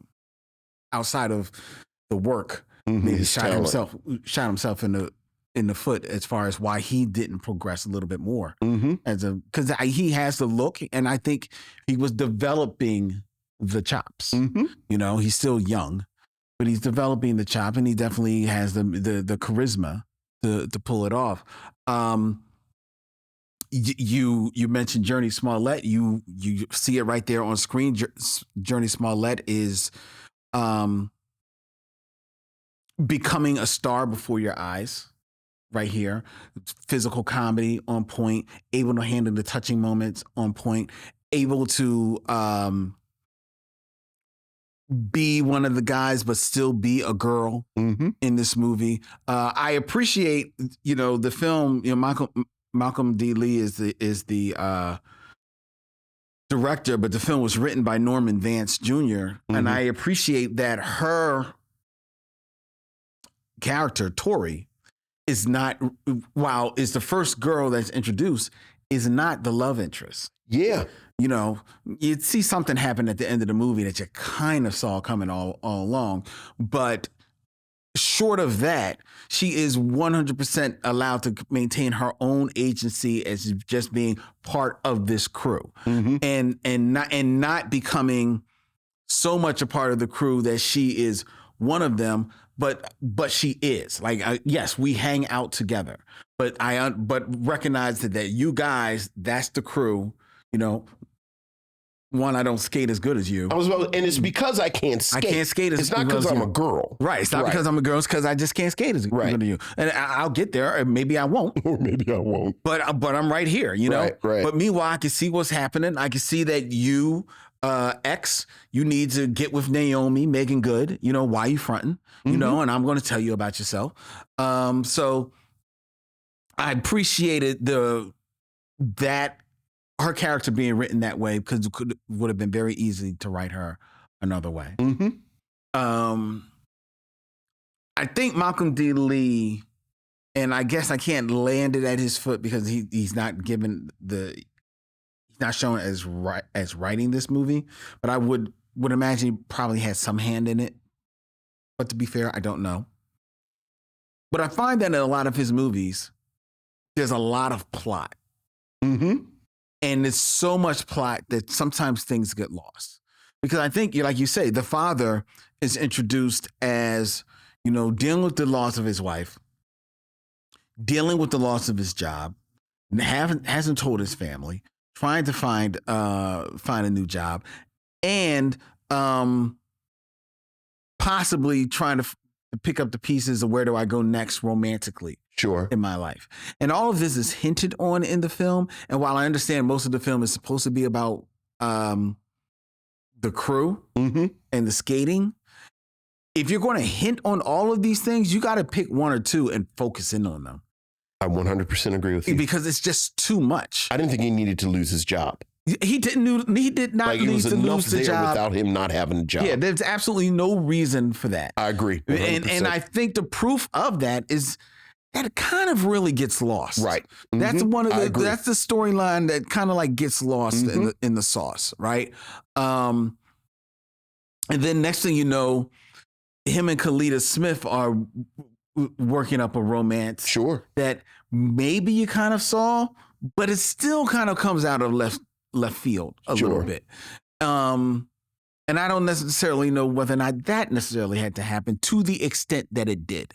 Seemed like it moved a little fast. Right? Yeah. So, so that's one thing that I will say that I find with a lot of his films. And I think that this movie suffers from that a wee bit. But the camaraderie behind the crew, it's good. I think that I think he wants it to be a little deeper than it is, but he never really explores it. Because there's a moment where all the guys are hanging out at X's house, and Junior, the Brandon T. Jackson character, gets up and he's basically just riffing and cracking jokes on everyone in the crew, taking turns on everyone, right? And you see them all kind of like, they eat the joke, but you can see it all kind of like hitting them a little, right? Like, dog, like, did you really have to go there, right? And that's never touched on again. Oh, I thought that was just them being... I thought that was played for comedy. It was played for comedy, but I think if you look at that scene again, when the moments where he is cracking on people and like there's the moment where they kind of turn like, oh, all right, you're going on a little bit much. You're getting a little personal. You know what I mean? And you're the dude who has had a bit of a comeuppance a little bit in this film on your own. Right. So for you to be piping up at us, I felt like he was trying to pull something there. And I think the reason why you think it's pulled for comedy is because it's never touched on later. But I think he's trying to put the clues there. So how do you feel about the first round of that at the beginning of the film, where one of the very first jokes he tells is he clowns X's old skates after they acknowledge that these are the skates that my dead mother gave me. And everyone said, and he actually says almost verbatim what I'm saying, like, so because your mother passed, I'm not supposed to clown you for these old skates. And then he says, looking like Harriet Tubman skating to freedom. Yes. A solid joke. A solid joke. Right. But again, to me, I didn't mind it not being touched on then, but I thought, going back to the scene that I just brought up to you, which happens later in the film, right, that scene that I'm talking about is supposed to kind of like piggyback off of that, but it gets lost. It's just another small little plot point that I think is just overstuffing this, right? So, and admittedly, I'm a nitpicker about some things. And when some things take me out of a movie, it's hard to get me back in. And two things took me out of this movie. Okay. What are the picks that you've knitted? Well, one is something that we've mentioned in other films. Okay. And that's the wigs. Because this is a period God's piece. Sake. Because this is a period piece, some of the wigs I don't mind. They look fine. Yes. Especially on the kids. Yes. They look fine. Whose wig didn't you like? Chi McBride's wig. Oh, come on. Vincent. There are times when Chi McBride's wig is over here. His hairline is over here. Within the same scene. So Chi McBride's wig. There's a moment where you talk about a moment where he's at this house party, and he's like basically holding up the wall. Yeah. And the wall is holding up his wig. It's the wig. Because the wig is like you right on the wig. That's your thing. It took me out. The wig took you out. Well, it kept taking me out. It was the wig. Because it took me out. All right. What else? Okay, so you got the wig. What else? And then there's a line. Oh, now we got a line. There's a line. Okay. Because the guys are practicing getting their act together for the skating competition. Sure, the contest. And Tori, Journey Smollett, she's sitting there, she's waiting for him. She's like, come on, guys, what's happening comes on at 4:00. Okay. What's happening? Oh my God.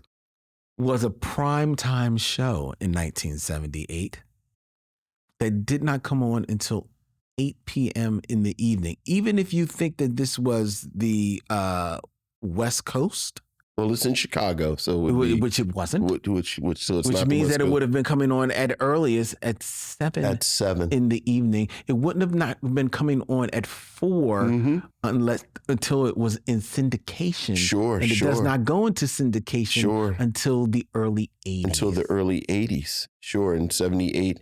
It was on. It was on live because it did not get canceled. It did not get canceled until 1979. Right, you looked that up. I'm assuming before we did this. Well, the line took me out of it because he said 4:00. 4:00. And I said, "What's happening? It doesn't come on at 4:00." You thought it maybe. I said, "This is Malcolm D. Lee remembering when he was a kid." Right, and it came on at 4:00. But not in 1978. Not in 1978. Been on, and then you went and looked it up to verify because perhaps I was mistaken. But you had to. But I was right. That took me out of the film. That took you out of the film. You know what? What I thought you were going to say is when they had to switch up their music at the last minute, but then they had choreography to the new music. Well, see, I thought that would have taken you out. See, but you're used to that type of stuff. Well, I mean, I'm used to many things, but I'm used to that type of stuff. You're used to, but the wig. Well.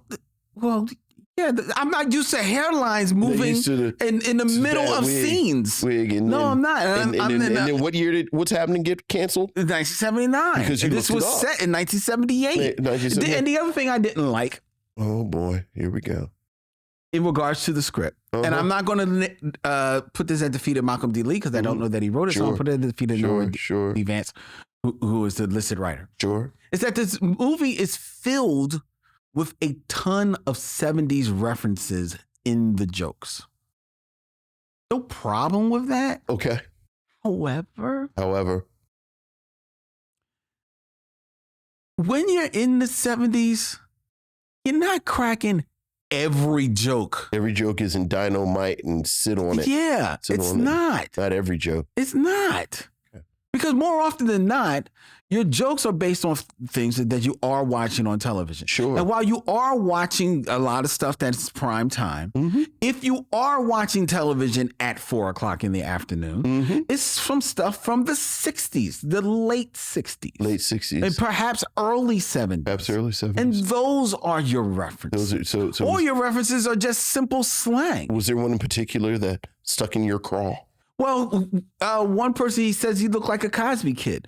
No, I assume that he was referencing Fat Albert. I understand that, but nobody would say you look like a Cosby kid. I disagree with you because I thought that was a solid insult because I thought that he was saying that he looked like he was poor. Yeah, Like but that was a reference. Like I actually like. But nobody would say Cosby Kid. I 100% believe that the kid who lived in the suburbs on the north side insulting the poor black kid would call him a Cosby Kid. I don't at all. Oh, yeah. That's too on the nose. No, it's too on the nose. It's too on the nose. I disagree. I didn't like that. I didn't like that about the script. I disagree about that. I did. Well, I actually thought that again said a lot about him. I feel like we're better than you all. Y'all are poor. You're black. You're a raggedy group of black kids. My big insult for that, because I'm a suburban white kid. So I watch Fat Albert. Suburban white kids don't watch Fat Albert. Stop. Of course they watch Fat Albert. You just watch cartoons. Okay, but you just watch cartoons. First of all, the person that cracked that joke was not a suburban white kid. He was a teenager. No. This is 1978. He watched it 2 or 3 years ago. Okay. Like, that's all he knows. Okay. Now, if a black kid had said that, I might go along with it, because a black kid would have said, you look like Dumb Donald. Exactly. But no. Because a black kid is inside the culture. Okay, well, so he would have been more specific. I don't. And you remember people calling a kid with like big lips, they called him like Dumb Donald. Yeah. And that was very specific. So I'm pushing back on that joke. Well, push back, but all right. But then you don't like it. You know who else I liked, and I have liked, and I just kind of like him. I always wanted to see more of Wesley Jonathan. You know what? Who plays Sweetness. I thought that too. He's like evil Nick Cannon. Because I liked him so much that I'm like, haven't I seen him in more stuff? He really hasn't done a lot. You know his big claim to fame. So speaking of Saturday morning, so after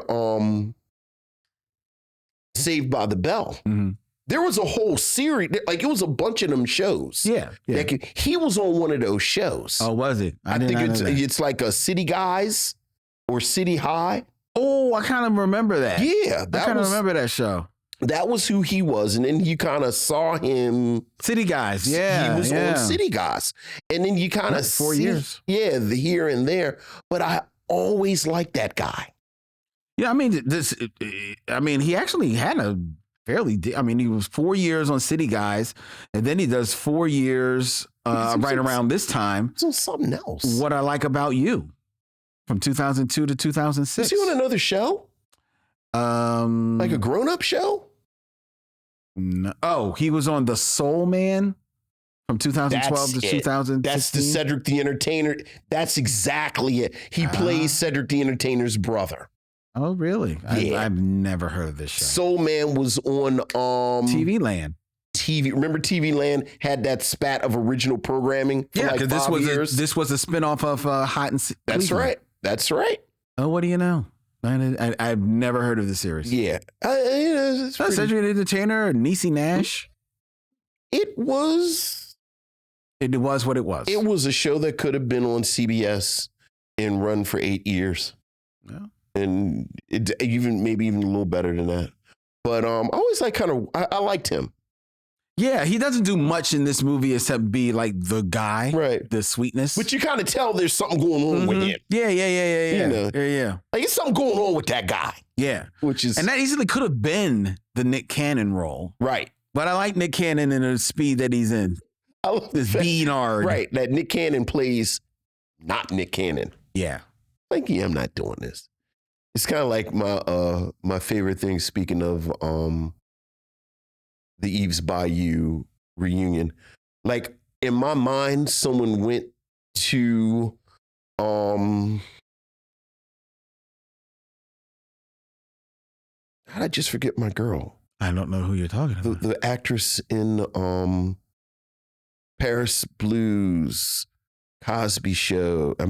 Different World is Whitley's mom. Diane Carroll. Like, I feel like they went to Diane Carroll and said, Diane Carroll, we're making a period piece about upper middle class black people, and all the women are going to wear beautiful dresses and pearls and jewelry and beautiful shoes and like hats. And Diane Carroll said, I think I'm going to play the voodoo lady who works down on the water and wears white makeup and smokes cigarettes. So yeah, I love Nick Cannon in here, just sort of, I'm gonna play the weird hippie guy. Yeah. There was one other thing I didn't like about this movie. Oh, for God's sake. And this is honestly not to say that I dislike the movie. Right. But there's just things that bothered me. Yeah, the bother is a very strong word, but go ahead. They bothered me. Okay, go ahead. The other thing that bothered me about this movie is, one, I can see that this is the movie. Like, I recently just had a conversation about Megan Good, right? And about how Megan Good, for a certain demographic, Megan Good is their Nia Long. Sure, absolutely, right? 100%. And I can see where this is probably one of the movies that begins her on that path. She too is moving into young womanhood. Right, right. And I can see, I can see that. And God bless. Absolutely. But there is this movie is definitely shot from the male gaze in regards to its depiction of the women in this movie. That it became a little tiresome to me. I mean, it starts with Kalita Smith coming out of her house which is like, if you're a fan of Friday, you're almost returns you back to that. Right. It's so to me, it was like, all right, they're almost homaging Friday in that scene. Right. So fine, because I like that they pulled back after that with her. Exactly, and I was about to say, and they pulled with Kalita Smith, right? Yeah, you don't really see her character depicted in that way anymore. And I did like that. So I like that, and that's another actress I don't think ever really got a chance to really flex. Got a theory about Kalita Smith. But then when we're introduced to Naomi, Megan Good's character, we're introduced to her, and the camera shoots her from behind. Yes. Starting with a tracking shot from her behind. Yes. Right? And then we go to that house party I mentioned, and there's another slow motion camera move. Right, of that one character. One character who we're introducing to the movie right then in the movie, solely so that we can see her in her not cheetah, her leopard. That's right.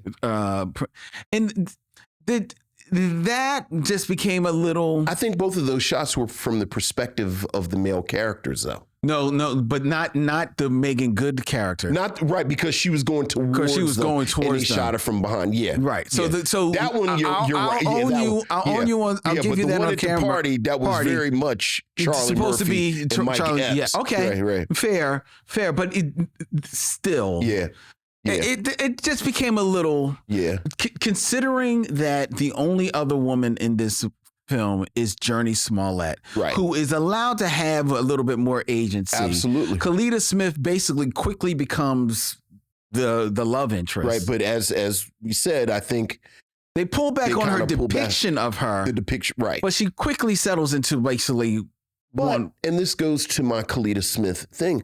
I think Kalita Smith is just too much. Like, I think there's a very small needle that you have to thread to have Black female beauty in the movies, on TV, this and I think Kalita Smith is too pretty, and she's too brown, and she's too shapely. Like, Kalita Smith is a lot. Okay. And I think, unfortunately, a lot of these roles for these Black actresses tend to be the sidekick, the girlfriend, you the Black girl in the crew of white girls, this, that, and the other. And I think it's hard to cast Kalita Smith in one of them kind of things without Kalita Smith drawing attention from who the projects want you to pay attention to. Then maybe I think that has hampered her career. Well, I think that maybe they should try paying attention to her. Well, I mean, it's too late now. Right. I mean, it's not too late. Well, it's not too late, but But I do. I mean, I think she had her moment. She had her moment actually with the Bernie Mac show, and I think the Bernie Mac show may have been Exhibit A of what I'm talking about. with her in future projects, because there are episodes of the Bernie Mac show, and I know, I just got a thing for Cleta Smith, but I'm just objectively, you cannot take your eyes off of her. Yeah, you're right. I mean, that's fair. Like, it's the Bernie Mac show. The kids are being wacky, and they're being kids, and a lot of times she is not the center. Like, most of the time she's not. She's really, I am playing the role of the wife of the comedian. Yes. You cannot take your eyes off of her. And I think if I'm casting a movie with white ingenue du jour in 2005, and we need the black girlfriend, much like Brandon T. Jackson's agent should have said, you do not need to be in that scene with Eddie Murphy. I think it's a lot of people's agents that looked at her and said, yeah, we can't have her. Yeah, but you're talking about the white ingenue and those projects. I'm just talking about even more black projects. I mean, that's what I'm talking about. See, I mean, don't get me wrong. I honestly have not seen enough of her. Did I mention how brown Cleta Smith is? Okay. All right. But I haven't. But so is Vivica Fox. I think Vivica Fox. She's just as shapely. I think Vivica Fox created her own lane. Well, I think I would be curious to learn a little bit more, because to be honest, I haven't seen enough of Cleta Smith acting to say, like, is she like this missed opportunity? Yeah, I think Vivica Fox is, and maybe she was going up for these roles and didn't nail it. I don't know. Right. But I don't know. But it was noticeable, especially in light of your observation of these other women being sexualized, that after that first moment, the film really tampers that, really pulls back far from her, from like just in her wardrobe. I was just about to say her wardrobe choice, the way she's in the frame, like all of it. Yeah. And I know that's intentional because I watched the Bernie Mac show, where, again, I don't think it was salacious or anything. It's just Cleta Smith is distracting. So, would you recommend that people watch Roll Bounce? Absolutely. Yeah. Look, man. Like Drumline, it's like 2 or 3 films, and I can't think of them off the top of my head. I think this is a solid,